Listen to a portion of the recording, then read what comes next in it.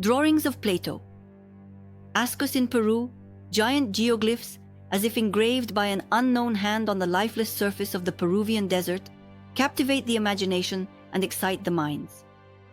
Their photographs, sometimes surreal, as if from another world, can even be found on the pages of school textbooks, and each time they raise a wave of questions. After many years of painstaking research, scientists came to the conclusion that these monumental images were created about 1,500 years ago by representatives of the mysterious Nazca Indian culture. But despite the progress made, these giant puzzles continue to be one of the most intriguing phenomena of antiquity, keeping historians, archaeologists, and simply curious minds restless. The first mention of the mysterious lines appeared in Spanish chronicles of the 16th century, like a casual remark in descriptions of uncharted lands. At that time, they were referred to as nothing less than signposts for travelers, unique beacons helping to navigate the endless desert. Then, for 4 whole centuries, the geoglyphs seemed to be forgotten. They disappeared from the sight of civilization, remaining only part of the silent landscape. And it was only with the advent of the aviation era in the early 20th century, when humans could take to the skies, that these giant images reappeared to the world like a phoenix rising from the ashes. The first person to view these colossal signs from a bird's-eye perspective was pilot Toribio Mejia Zespe, who flew over the desert back in 1927. But it wasn't until 1946 that systematic study of these mysterious lines and figures truly began, thanks to the dedicated work of the German mathematician and archaeologist Maria Reiche. This amazing woman, as if possessed, dedicated her entire life to the Nazca Geoglyphs, turning from a simple researcher into a devoted guardian of ancient secrets.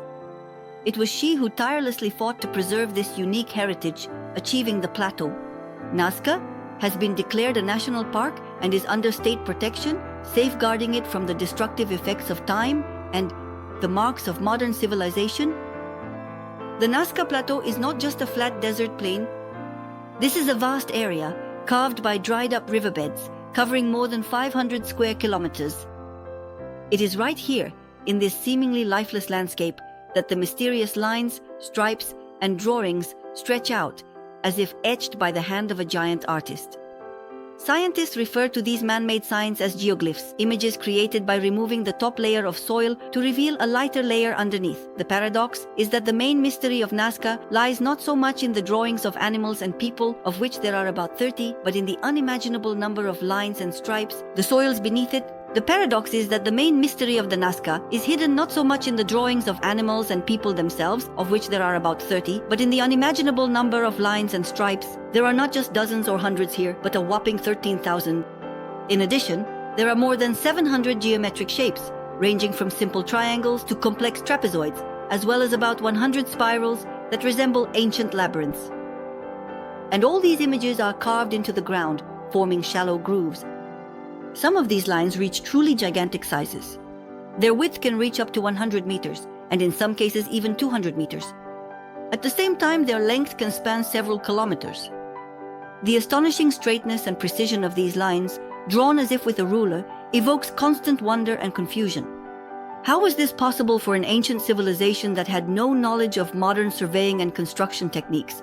And it is here that a whole series of unresolved questions arise, like voices from the past, calling out to us from the depths of the ages. Where did the thousands, and perhaps even millions, of cubic meters of excavated soil disappear to? After all, there are no waste dumps typical for earthworks of this scale around the lines. And why is the color of the soil inside the lines themselves practically no different from the surrounding one, but at the same time, if you look at them from above, they look noticeable, lighter? And finally, why does it feel like some lines are not dug out, but rather piled up, as if the ancient builders, instead of removing the soil, actually added it, thus creating the image? Another mystery that keeps researchers awake at night is the complete absence of traces from paths. Where are the traces of the thousands and thousands of workers who had to walk these kilometers? Deserts crisscrossed to create such a grand image? This fact completely disproves the theory that the lines were created using simple earthworks. And they compel scientists to seek other and more complex explanations. Moreover, the lines and stripes seem to intersect and overlap each other in a chaotic manner, as if the images were created not all at once, but gradually in several stages. Moreover, the later lines generally do not destroy the earlier ones, as if they were drawn over the already existing ones, preserving their original outlines. How is this possible? This is yet another mystery that modern science is currently unable to unravel. Looking at the geoglyphs from a bird's eye view, it is impossible not to be struck by their perfect straightness, which seems to defy the laws of nature. They seem to ignore the terrain, crossing hills, rivers, and ravines without deviating from their intended direction, stretching off into the horizon. There are many hypotheses about the origin of these lines, but none of them gives a clear answer to the two main questions. And, most importantly, why did the ancient builders create these gigantic images? Modern surveyors, armed with high-precision equipment and the most advanced technologies, are unable to draw a line several kilometers long with the same precision as the creators of the Nazca Geoglyphs.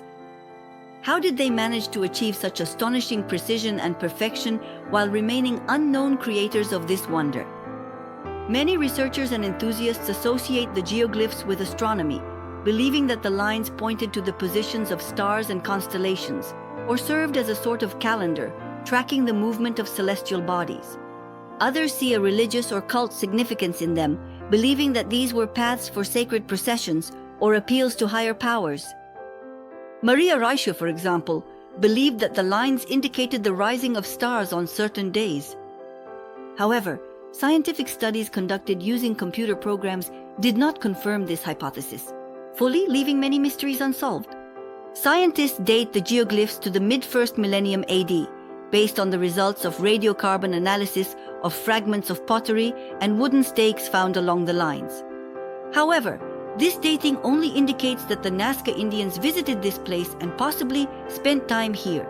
Some rituals, but that doesn't mean that they were the ones who created these giant images.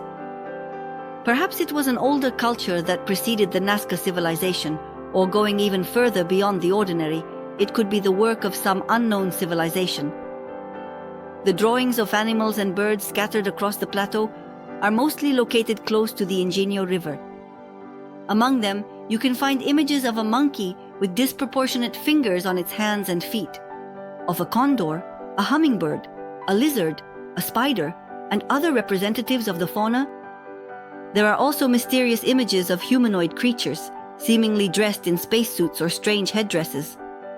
And of course, the image of hands attracts special attention, one of which has 5 fingers and the other 4. Perhaps all this is part of some special system of symbols encoded in geoglyphs, but not yet accessible to understanding by modern man. Scientists and enthusiasts continue their research, not losing hope of unraveling all the secrets of Nazca, but so far, the mysteries of these places remain unsolved. Perhaps, these giant line drawings are nothing more than a message from the past, left to us by unknown creators, written in a language we do not yet know, but perhaps one day we will be able to understand. Perhaps it's a kind of book addressed to future generations, telling the secrets of an ancient civilization, and it opens doors to another reality, where the boundaries between the past, present, and future blur, and merge into a single whole. The search for answers to these questions is complicated not only by the complexity of the geoglyphs themselves, but also by the lack of detailed maps of the entire area. Tourist pilots flying over the plateau discover new geoglyphs every year that had previously gone unnoticed, and some local residents, like guardians of ancient legends, they speak of the existence of other plateaus located further in the mountains, with equally mysterious line drawings that have yet to be explored and may hide even more astonishing secrets of antiquity. And who knows what other wonders and mysteries these unexplored corners of the Peruvian desert hold, waiting to be discovered.